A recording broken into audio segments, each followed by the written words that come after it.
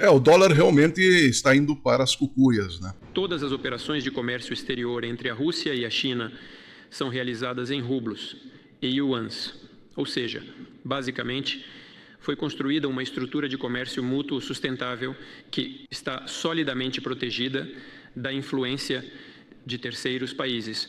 Porque com a assinatura desse acordo entre Rússia e China, em que eles determinam que não irão mais precisar do dólar para as transações, isso determina que mais de 200, quase 300 bilhões de dólares deixarão de ser usados. Entenda a repercussão disso. A repercussão disso é que os países, principalmente a Rússia, dá o troco no embargo comercial dos Estados Unidos. Isso abre para todo o BRICS a possibilidade de entrar nesse sistema. É algo que realmente mexe com toda a estrutura financeira. Mas o Putin ele já tem dado a entender que ele não quer ficar sujeito aos banqueiros ocidentais há muito tempo. Ele vem falando isso. Muito tempo. A gente vem acompanhando, inclusive, ele usando nomes. Nós não podemos afirmar que toda notícia que a gente recebe seja verdadeira.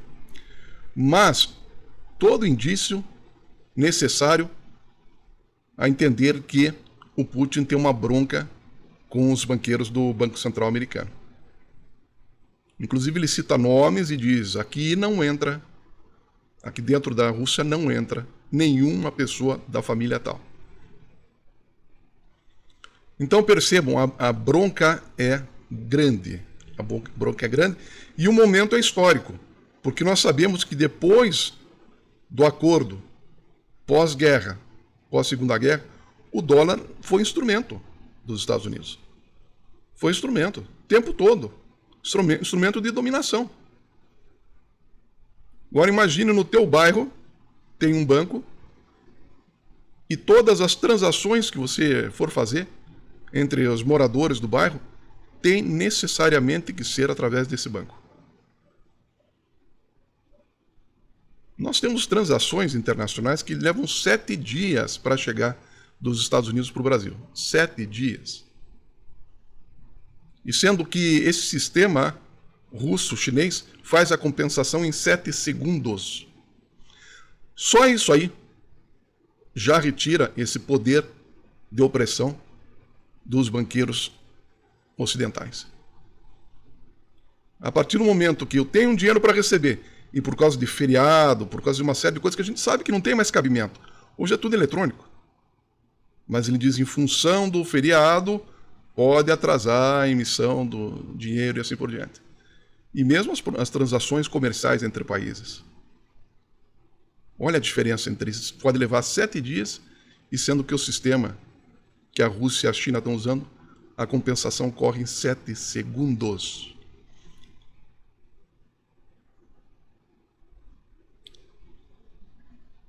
É dinheiro parado. Quando eu vejo, por exemplo, que eu tenho dinheiro para receber do exterior, já foi emitido lá. A ordem de pagamento já foi dada lá. E não entrou na minha conta, alguém está trabalhando com o meu dinheiro. Certo ou errado? É isso. Foi isso que aconteceu. Foi isso que aconteceu. Na época de inflação tinha gente que usava muito disso aí. Usava muito.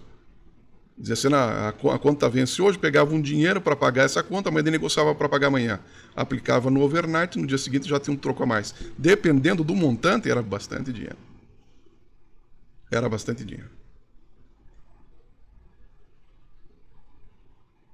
Então a situação é essa. Agora a China... E quais são as consequências disso? Quais são as consequências? Dólar sobrando no mercado. Você vai dizer, não, mas é dólar digital. É dólar digital, mas está no mercado. Entenda isso. Nós passamos do dólar lá lastreado em ouro para o dólar sem lastro. O lastro era a economia americana, a confiança na economia americana. Ok? E depois veio o digital. Então, antes de vir a era digital, a Casa da Moeda americana vendia para o Federal Reserve por 7 centavos uma nota de $100. A Casa da Moeda imprimia, mandava lá para o Federal Reserve 7 centavos uma cédula de $100. Aí o que o Fed faz? Ele vai nos títulos da dívida pública lá, nos títulos do Tesouro, compra os títulos do Tesouro com o dinheiro que ele fabricou do nada praticamente. Comprando os títulos, o governo dos Estados Unidos fica com uma dívida, o Fed, mas tem dinheiro para gastar. Veja, até mesmo o governo americano tem um intermediário. É isso que eu quero que vocês entendam. Até mesmo o governo americano tem um banco intermediário. E é essa bronca. E é essa bronca que o presidente lá, o Warren Wilson, se não me engano, o nome dele é esse, que foi o cara que assinou a criação do Federal Reserve, tem em relação aos banqueiros. Eu entreguei o país na mão de meia dúzia. E é isso que o Xi Jinping e o Putin estão encerrando essa era aí. Que começou em 1913, eu acredito. Mas que esse sistema financeiro de concentração é mais antigo ainda. Vem da época de Napoleão. É essa concentração através desses banqueiros. Então é coisa muito antiga. Muito antiga mesmo. E agora ocorre essa disrupção. O que significa isso? O dólar perde valor devido a deixar de ser usado por uma única instituição. É a mesma coisa que eu disse para você. Agora tem 2 bancos aqui no bairro. Se eu faço um acordo entre eu e o cara da panificadora, olha, eu vou trocar aí conchas, por exemplo. Inventamos uma nova moeda. Eu te dou tantas conchas quanto quando eu comprar pão, e você me dá tantas conchas quando eu fizer um serviço de consultoria para você. Tá bom assim? Tá bom. Você está entendendo? A gente elimina o serviço de banco. Tira o banco da jogada. É isso que está acontecendo. Para que nós vamos ser explorados por esse banco aqui que o tempo todo ele está cobrando taxa de serviço, está cobrando juros, está cobrando não sei o quê, blá, blá, blá. Todo mês vem lá uns trocadinhos a mais, e no feriado ele deixa de compensar, e trabalha com o nosso dinheiro. Para que a gente vai continuar com isso? É isso que está acontecendo. Para você entender mais ou menos qual é o tamanho dessa disrupção, é a seguinte, né? Veja o Airbnb em relação aos hotéis. É uma disrupção. Tipo assim, os hotéis deixam de existir? Não deixam de existir. Mas com certeza perdem uma boa fatia de mercado. Certo? Uber em relação aos taxistas. Taxista deixa de existir? Não deixa de existir. Mas perde uma grande fatia de mercado. O dólar vai deixar de existir? Não vai deixar de existir. Mas vai perder uma grande fatia de mercado. Compreende? Vamos dizer que eu tenho rublos aqui na minha mão. Russos. Aí eu viajo para a China e a China aceita. Ou tenho o yuan chinês. Passo lá pela China. Compro lá yuan. Aí tem uma passagem lá por São Petersburgo, por exemplo. Eu não preciso fazer câmbio de novo. Eu vou com o yuan e o yuan é aceito lá na Rússia. Compreende? Compreende? Quem que deixa de ganhar com essa história? As casas de câmbio, os banqueiros. Então nós percebemos que o mundo está acordando para esse tipo de situação. Na verdade, as pessoas estão muito chateadas em saber que tem gente que fica o dia inteiro no ar-condicionado, lá em Wall Street ou lá na London Bridge, na City of London, na London Bridge seria boa também, com o celular até pode ser. E que ficam comandando o mundo como se fossem assim marionetes, né? Enquanto as pessoas que trabalham pesado estão se lascando para manter esses confortos. Então está acabando. Volto a dizer, está acabando. A internet também veio para isso. Por que eu preciso pagar mais caro para o lojista? Comércio eletrônico é isso. Eu não quero pagar mais caro simplesmente porque o cara tem uma loja lá, que ele passa um perfume, que não sei o quê. Eu tenho que me deslocar até lá, tenho que pagar estacionamento, eu tenho que pagar mais caro porque eu tenho que pagar o aluguel do cara, tenho que pagar o atendente do cara e assim por diante. Então perceba que é uma mudança geral, os intermediários, isso que eu estou querendo dizer para vocês. Os negócios intermediários estão sendo eliminados. Eliminados.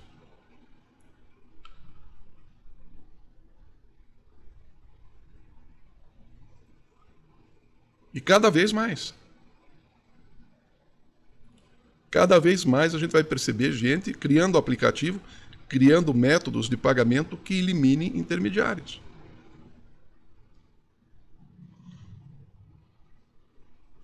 É isso que a gente vai acontecer cada vez mais.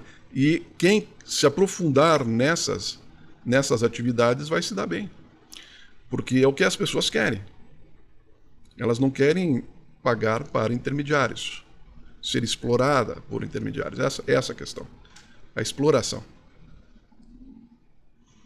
Não é justo, as pessoas pensam, os cidadãos, os países pensam, não é justo que os caras ganhem.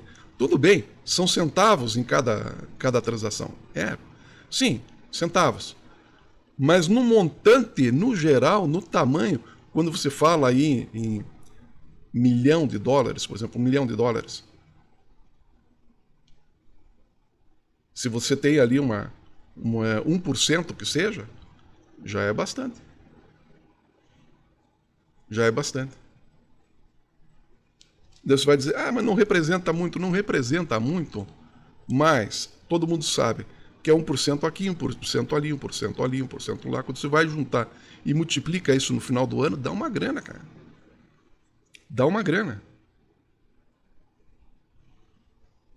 R$30 é muito dinheiro? Não, não é muito dinheiro. O que você compra por R$30 hoje? Um pacote de pão e uma manteiga? Agora, se você guardar sistematicamente esses R$30 no final do ano, você consegue fazer uma ceia de Natal melhor, não consegue? Então é esse o raciocínio. E a questão é a seguinte, isso vem acontecendo há 200 anos, gente. Intermediários do teu dinheiro. Gente que trabalha com dinheiro do povo. Então, se você colocar em 200 anos isso aí, teve famílias que foram levadas à falência devido ao sistema financeiro. Geração após geração. Sabe? Foram ali sendo corroídos. É como água em pedra, vai corroendo. Não parece, mas vai.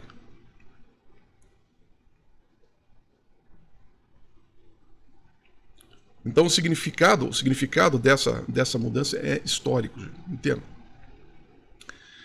Faz efeito agora, mas faz muito mais efeito para as futuras gerações. Muito mais, porque isso aí, daqui a pouco entra outro país, e outro. Claro que aderir a esse sistema não é simples para todos os países, mas não é porque não é simples através do sistema.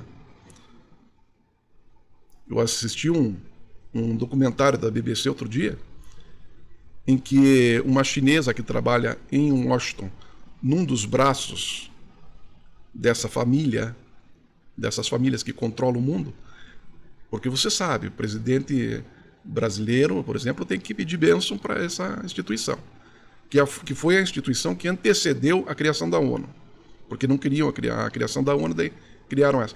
Então lá colocaram uma chinesa dizendo que não é tão simples assim. Mas deu a entender que não é tão simples assim pelo sistema, pela estrutura. Não, não é isso. Não é isso. Isso é o que o poder dessas instituições quer que você acredite. Mas na verdade não é tão simples porque politicamente essas instituições elas têm um poder muito grande sobre os países.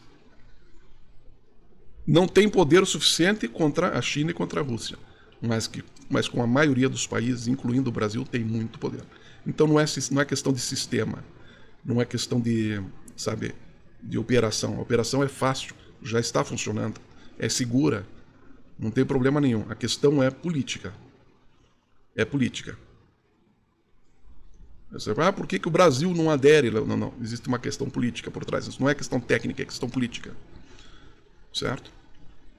A Rússia, Estados Unidos e China, eles estão mais fechados lá e tem armamento nuclear, tem segurança própria, não são democracias como as nossas. Então, quer dizer, eles têm melhores condições de... Mas é um começo. É um começo de realmente um mundo multipolar. É realmente um grande começo. E histórico. Bem, deixe o seu comentário. Fale aí qual é a tua impressão em relação a isso que a gente acabou de falar. Tá? Se inscreva, torne-se membro, compartilhe, é importante. Faça qualquer coisa. Só não fique parado. Até a próxima.